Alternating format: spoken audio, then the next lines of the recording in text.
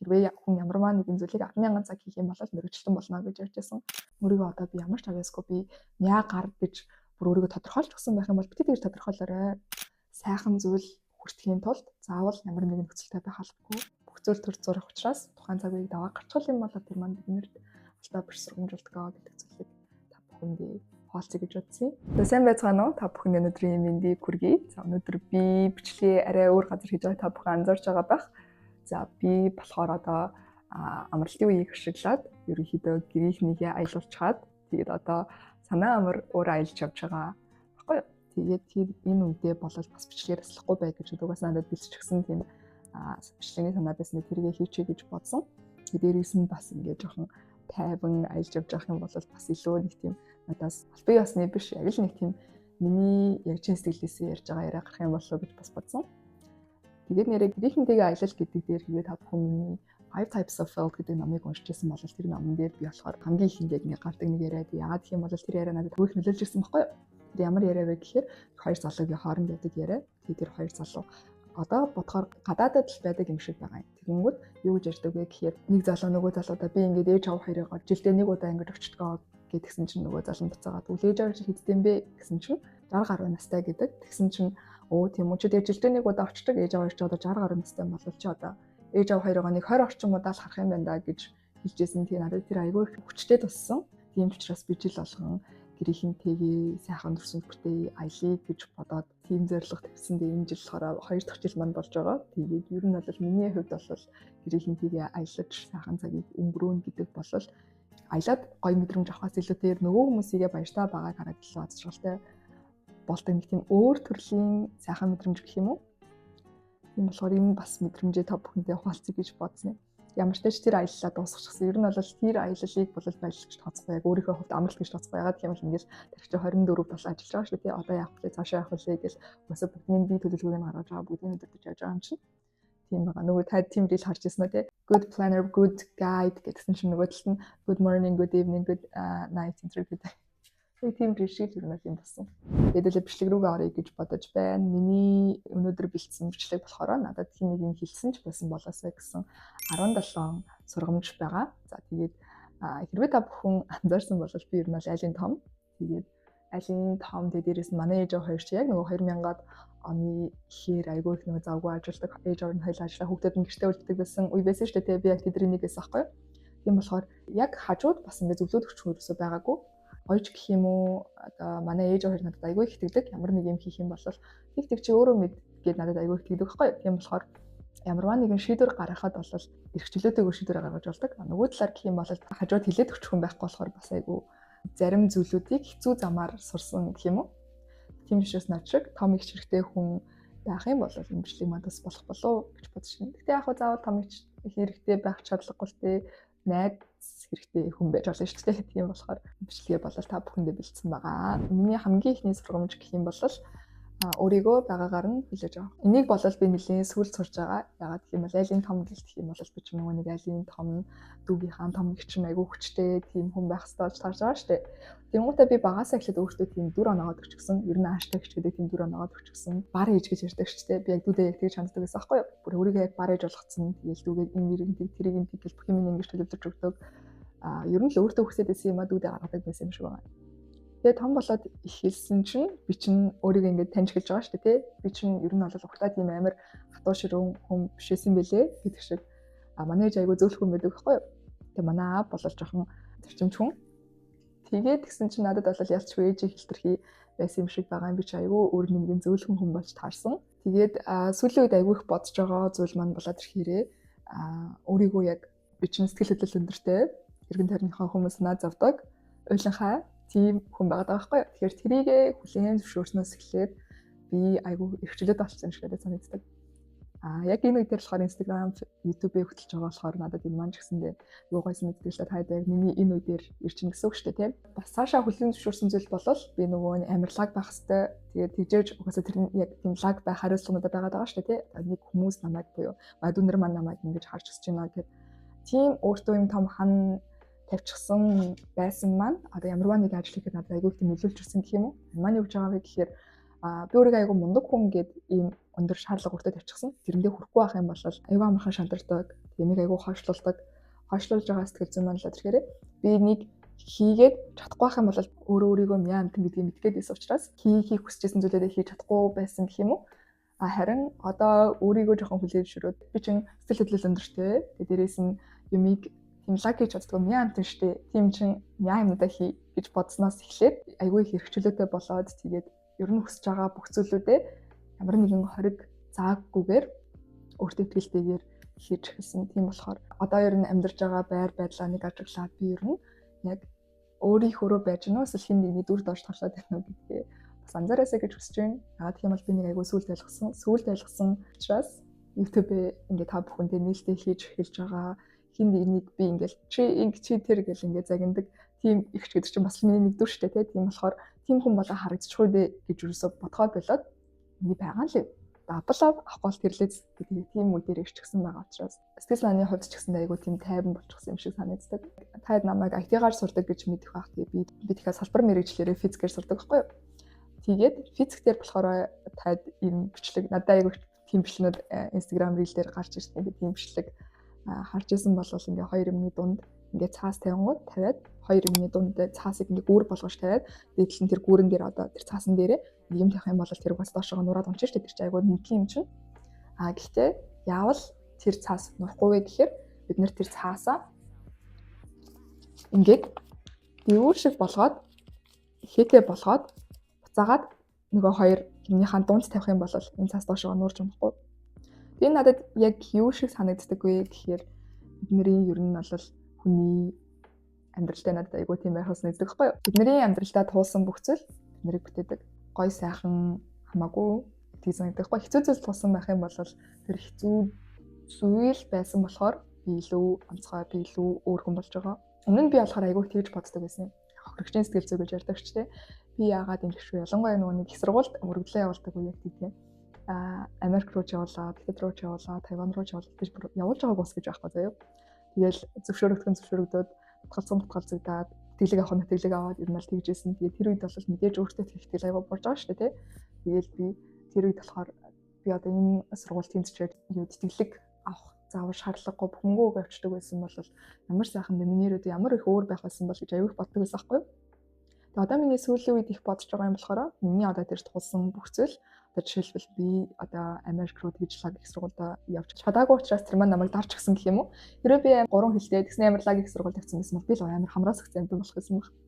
Гэтэ тгээгүй би хэл сурах гэж айгүй хөдөлмөр зарцуулсан, айгүй цаг хугацаа зарцуулсан. Бусад хүмүүсийн хэл сурах их сургуульд явах гэдэг замыг бодох юм бол миний зам ер нь бол нэг тийм давтан байгааг байхгүй юу. Тэгээ энэ талаар тайдтэй gap year гэдэг бичлэг хий гэж бодоод чадахгүй л байгаа юм. Миний хувьд л тэгэхээр айгүй том урт хугацаа байсан. Айгүй сэтгэл санааны хувьд дэшээ дошоо болсон хүн байсан болохоор тэр үедээ л хүн би санагдчихсан. Тийм үе байсан болохоор надад бол яг бичлэг хийх гэхээр чаддгүй. Ямар ч нэг тиймэрхүү үе байсан.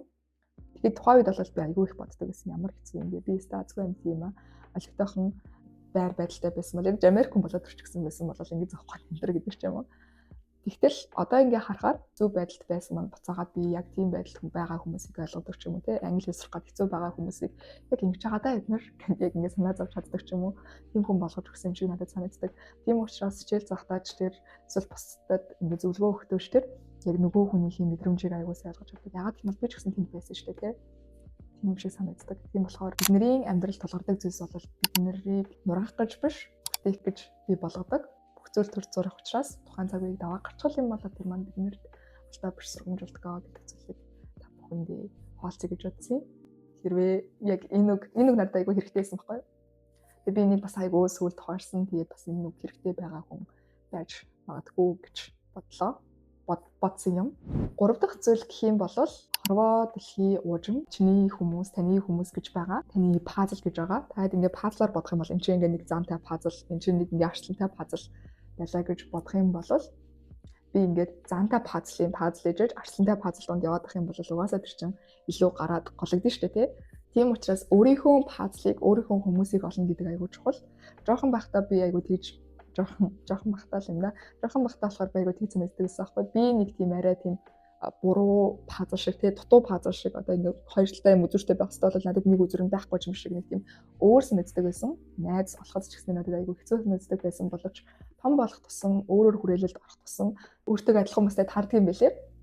Жишээлбэл их сургуульд орлоо гэж бодох юм бол их сургуульд одоо өөрийнхөө сонгосон мэргэжлээр л орж байгаа шүү дээ. Тийм учраас өөртөө чинь адилхан хүмүүс байх магадлал сургуульд байсныг бодох юм бол хэд дахин дэвшилж байгаа. Ажлын байрандаар бол бүр ингээд дэвшилчин гэх мэзчлэнгээр яг чиний гэсэн таны гэсэн пазл энэ хорвоо дэлхий дээр байгаа. Тийм учраас битгий шантраарай.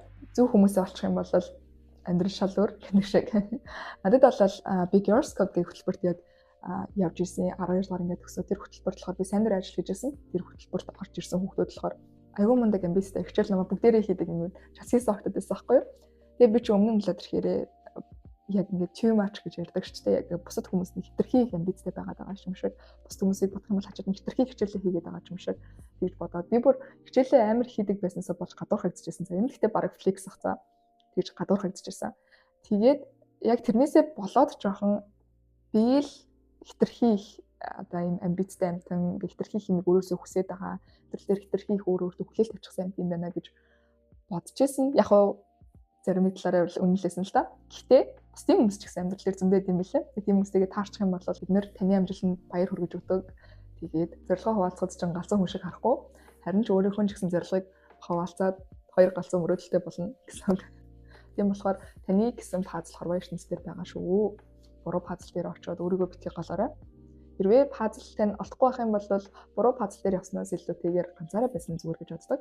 Пазл олтлоо. Дөрөв дэх сургамж маань л ирэхээр яхаа энэ бол бүх хүнд хэрэгтэй зөвлөгөө гэж байгаа юм биш. Гэхдээ амьдралынхаа яг тийм үе дээр явж байгаа хүмүүс байж магадгүй. Хүн болгон муу хүн биш. Сайн хүмүүс бол хорвоо дэлхий дээр зөндөө байдаг. Тийм учраас хэрвээ одоо явж байхад ч юм уу хүн өөрийг чинь бүрлж байгаа ч юм уу эсвэл ямар нэгэн муухай гарах юм бол шууд ямар муухай ямар бүдүүлгэн гэж дүнлэнд хүрэхгүйгээр тухайн хүн ч гэсэндээ тэр өдөр айгүй хэцүү өдрийг тулсан байж магадгүй. Сэтгэл санаа тийм байсан байж магадгүй гэж ойлгохыг хичээгээрэй. Тэгээд бусад хүмүүст бити их муухай хандаарай. Яагаад гэх юм бол бүгдээрээ л яг нэг тийм өөртөө чинь адилхан эмзэг орхигдсон амьдралтай яг юу хийхээ мэдэхгүй төөрсөн тийм л хүмүүс байгаа. Би бол жоохон бахтаа тэгж боддог байсан байхгүй хүмүүс том болоо л яг 25 хүрээл бүгдээрээ айгу ухаантай болчихсон юм гэж боддог байсан чинь хинч хурж ирэнгтэй мэ ухаан гэдэг өгчдгөө юм байлээ. Нэр илүү өөртөө ихтэй л болдог болохоос шуулал тэр байдаг тэр жоохон хөө тэрэлээдэг.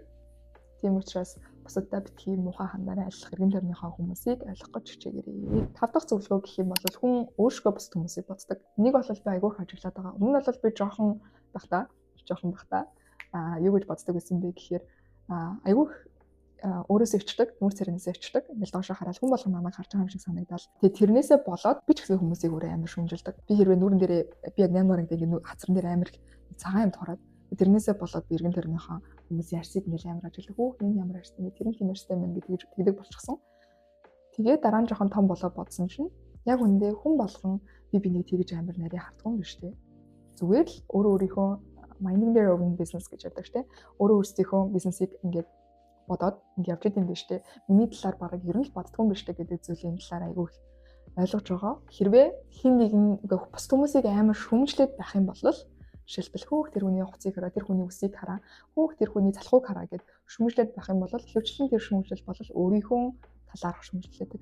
Би өөртөө итгэлгүй байгаа учраас би өөрөө залхуураад байгаа учраас бусад хүмүүсийг залхуу гэж шүмжилж байгаа. Тийм учраас бусад хүмүүсийг өөршгөө боддог. Учраас ямар нэгэн тийм бусад хүмүүсийн талаар сөрөг бодол байгаа юм бол үнэхээр л ёс зүйн үйлдэл хийхгүй зүг зүгээр хүн сууж байхад тэр хүн дургуйч бүрээд байгаа юм бол хөвчлэн тэр асуудал өөрөө чинь асуудал байдаг шүү. Зүг зүгээр суужсэн чи хөөх тэр өмнө сууж байгааг нь хараа, үсийг хараа, гизийг хараа. Би тэгтээ тийм хүмүүс их байдаг гэж юусоо боддгоо. Гэтэ амьдралдаа бол ганц хоёр тийм хүмүүстэй таарч ирсэн гэх тийм хүмүүс болол хөвчлэн өөртөө итгэлгүй хүмүүс байдаг. Яг л над шиг миний одоо тэр тухайн үе шиг тийм үе байдаг.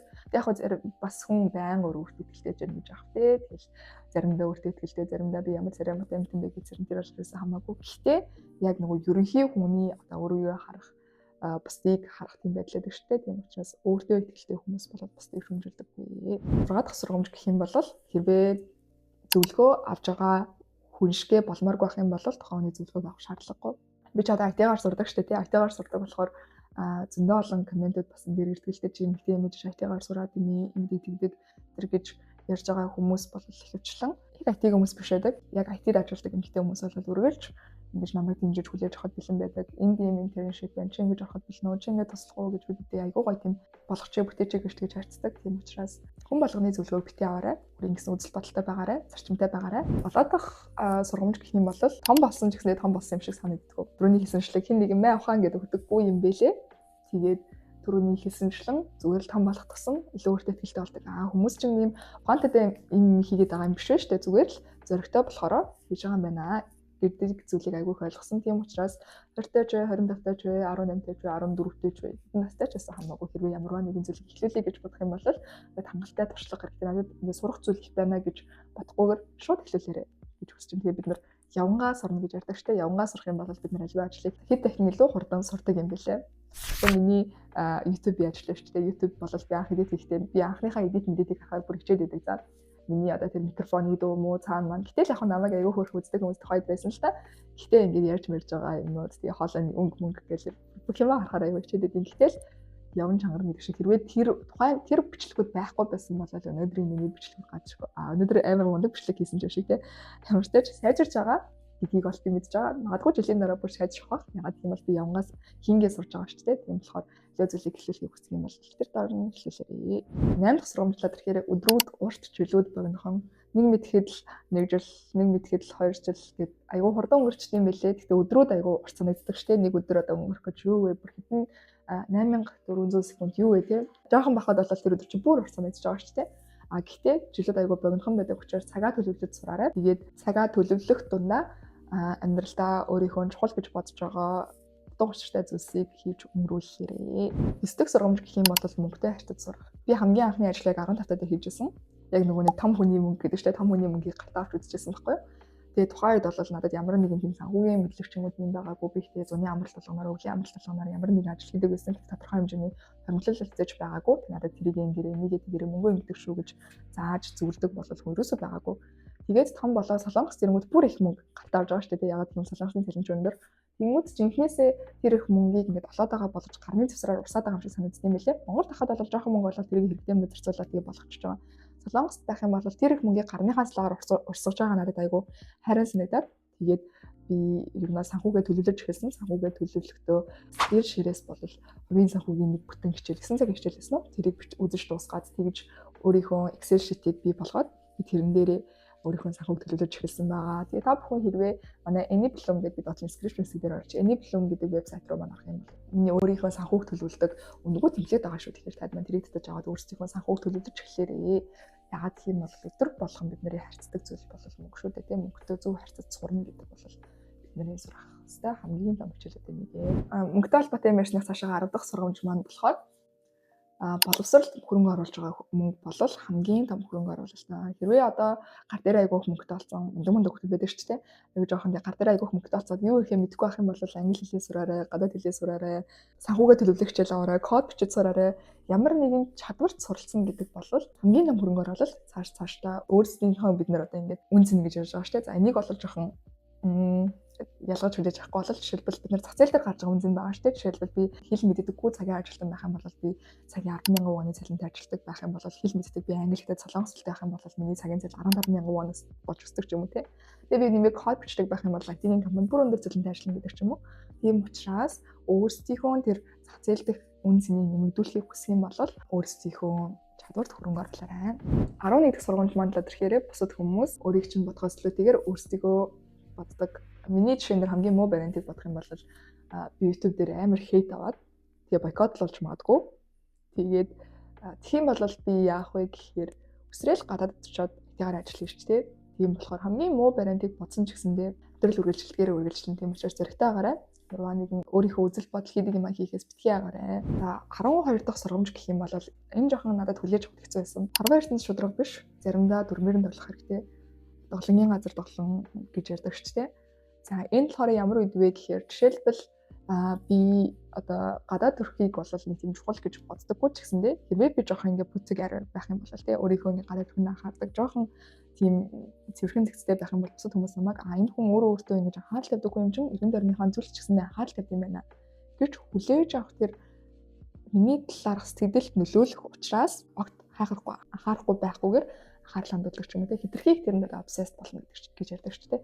Мэдээж хэтэрхий дондохгүйгээр Гэхдээ цаашдаа надад энэ маань хөшөөрөг болох юм байна гэдэг талаас нь хүлээж аваад зарим тохиолдолд бол би төвчих хэвээр үе байд юм байна. Ялангуяа би бүр амар дайчин байхгүй юу? Хэрвээ надад ямар нэг юм шудраг болсон гэх юм бол би шууд ингэ хилээд өрөвчдөг. Би бүр ингээд 10 жилтэй болвол ингээд манай ангийнхантай багш нар ингээд муухай харьцах юм бол жишээлбэл манай анги аягүй хүмүүлэн гэсэн.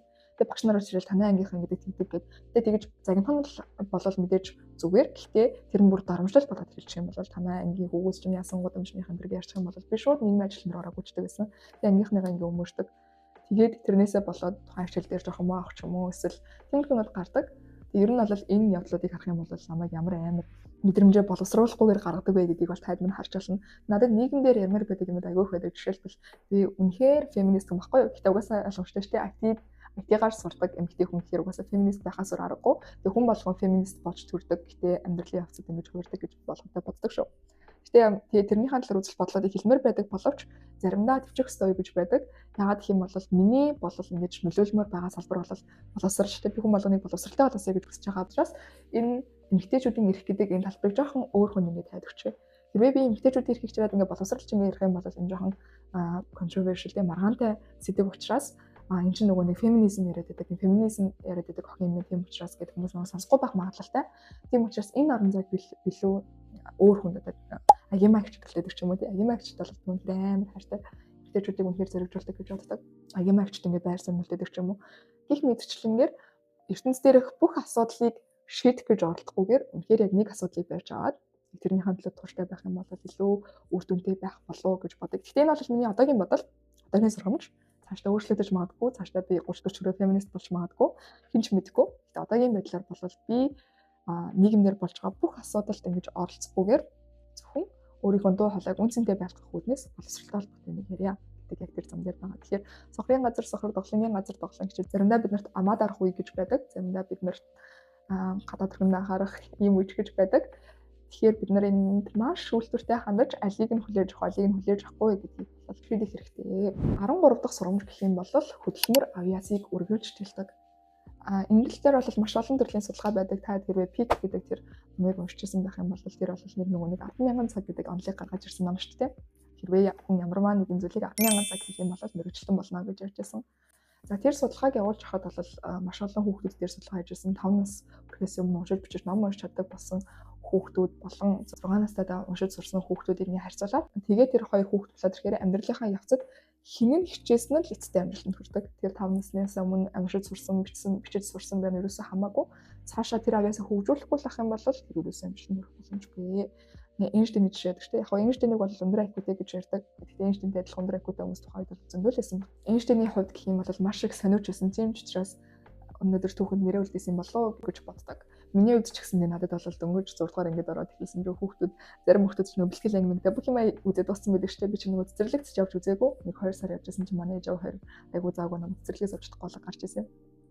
Тэгээ би бүр жоохон бахта тэгж боддог байсан. Ямар гоё юм бэ? Ингээ уншаа сурчихсан гэдэргээ боддог байсан. Тэгээд өөр ангид орчихгонгод математик, физик надаас сайн хүмүүс зөндөө байдаг гэсэн хэдий ч гэсэндээ жилийн дууны шалгалтаар, жилийн эцсийн шалгалтаар би ихэвчлэн хичээх юм бол тэр хүмүүсийг илүү гарч чаддаг гэдгийг бол анзаарч авч ирсэн. Тэгээд хэрвээ энэ үг хэрэгтэй хүн байх юм бол өөрийгөө одоо би ямар ч авьяасгүй би мяа гар гэж бүр өөрийгөө тодорхойлж өгсөн байх юм бол бити тэгж тодорхойлоорой. Нурваа нэгэн зүйлийг сурахад бол хөдөлмөр үргэлж хэлдэг шүү. 14 дахь сургамж юм бол утга учиртай зүйлтэй болох өглөө болгоноос ирээд яг тэр утга учиртай зүйлээ хийдэг байх юм бол амьдрал төр чигээрээ утга учиртай болдог. Тэгвэл та нарт амар үлгэрээс үзэж байна.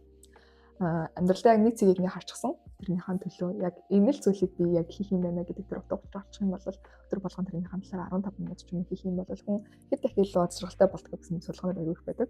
Тийм учраас өөрийн гэсэн утга учирыг олж аваарай. Утга учиртай хүн бас аягүй гоё хүнтэй, өөрийн гэсэн хувь хүнтэй, үзэсгэлэнтэй харагддаг. Тийм хүмүүстэй яриа өрнөлт аягүй гоё байдаг. Тийм болохоор хэрвээ утга учираа олчихсан байх юм бол баяр хүргэе. Хэрвээ утга учираа олж амжааг байх юм бол би ч гэсэн хайж л явж байгаа л та. Тэгээд утга учираа олчихсан хүмүүсийг бол аягүй бишиж хардаг гэх юм уу. Хэрвээ олж амжааг байх юм бол мөчөг хайгаарай. Бидний амьдралын чанарыг бол хэд дахин дэвшлүүлж чадах зүйл амьдралын утга учир шүү. 15 дахь сургамж гэх юм бол би жоохон бахта хүмүүс яаж өөртөө ихтэй болд юм бол гэж аягүй боддог байсан байхгүй юу. Тэг хүн ер нь ямар үед өөртөө ихтэй болдог вэ гэхээр сайн хийж чаддаг юмтай болох юм бол өөртөө ихтэй болдог юм шиг санагдсан. Жишээлбэл би хамгийн анх хятад хэл сураад хятад хэлний HSK-г хавангууд амар өөртөө ихтэй болж ирсэн байхгүй юу. автобус нь явж байхдаа энэ автобусанд HSK тавтай хүн хэд байгаа л энэ гэж бодож мадал яг тийм байсан байхгүй. Тийм болохоор чаддаг юмтай болчих юм бол хөөрлөө өөртөө ихтэй болдог. Гэхдээ энэ дээр бас нэмж хэлэх юм бол хүн заавал ямар нэгэн нөхцөлтэйгээр өөртөө ихтэй болох шаардлагагүй. Өөртөө итгэл гэдэг бол хийсвэр зүйл. Тийм болохоор би өөртөө ихтэй болчихъя гэж бодчих юм бол бидний тархины ид гэж яддаг шүү дээ. Neuroplasticity бол маш тийм уян хатан зүйл. Тийм болохоор тэр би өөртөө ихтэй болчихъя гэж бодчих юм бол бидний хүсснээр өөрчлөгдөж болно. Заавал ямар нэгэн нөхцөлийг хүлээх шаардлагагүй. Гэтэ хэрвээ тэгэхэд аягүй хэцүү байх юм бол зүгээр л нэг чадварыг сайн эзэмшээрэй.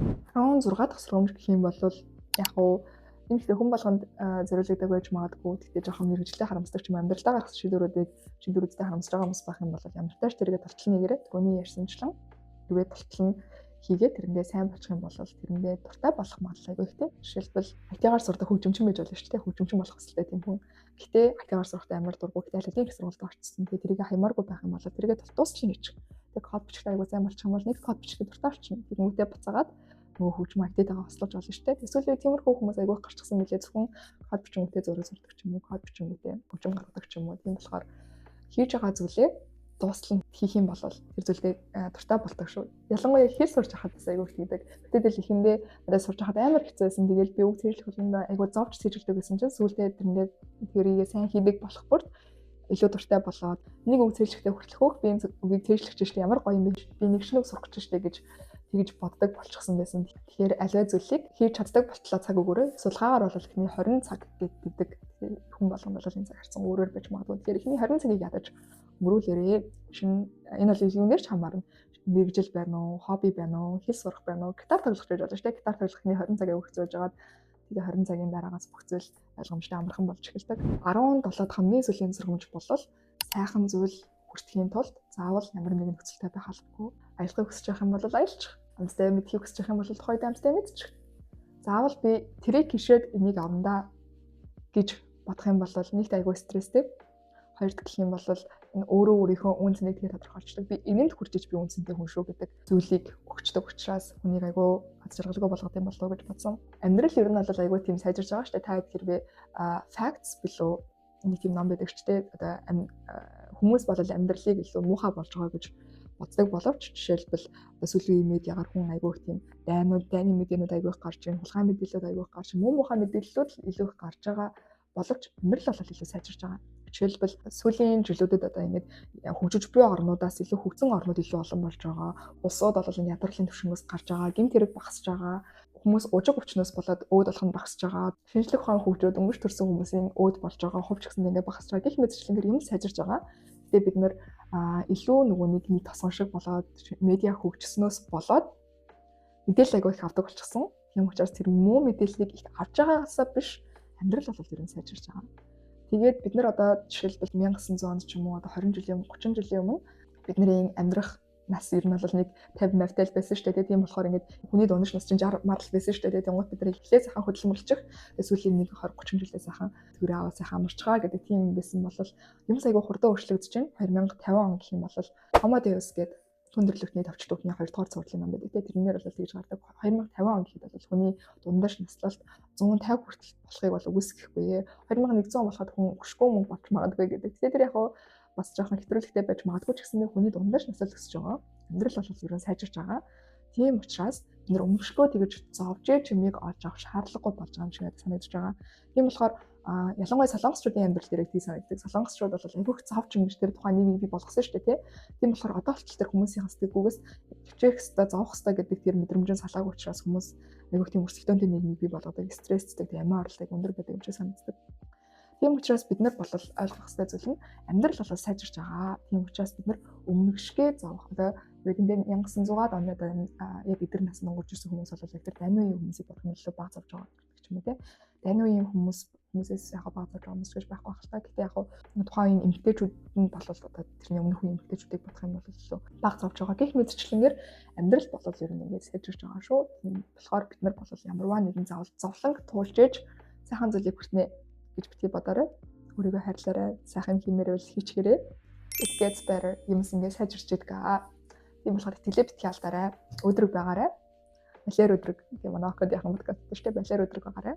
Тийм бичлэгийн манай хүртэл үзэн та бүхэндээ маш их баярлалаа. Энэ 40 минутын бичлэг болж байна манай. Эдит хийгээд яаж хэмнээд болохыг бас мэдэхгүй л юм ямар ч тааж энэ хүртэл миний бичлэгийг үзэн та бүхэндээ маш их баярлалаа. Би өөр дотор боддог бүхий л үзэл бодлоо бол энэ бичлэгээр хуваалцлаа. Тэгээд өөрийнхөө талаар яриач гэдэг хүмүүст бас илүү их бас болох юм болов уу гэж боддог. Надад бол би өөрийнхөө хувийн мэдээлэлд жишээлбэл хэднээстэй хинтээ суусан хинтээ суугаад байна шүү дээ. Хинтээ суух уу, яасан гэсэн гэдэг мэдээллүүдээс илүүтэйгээр үзэл бодлоо хуваалцах юм бол таньтай илүү ойрхон дотнос мэдэх юм болов уу гэж боддог. Ер нь бол тэр гадаад бидний одоо боддог те хэднээстэй юугаар сурдаг, хаана сурдаг тэднэрээс илүүтэйгээр иймэрхүү зүйлүүд бол хүнд тийм connection те тийм холбоо бий болоход илүү нөлөөлдөг юм болов уу гэж би хувьдаа боддог юм. Тэгээд хэрвээ энэ хүртэл үзсэн бол тусаа угаарай. Тэгээд үлээ дараагийнхаа бичлэгээр уулзцгаая.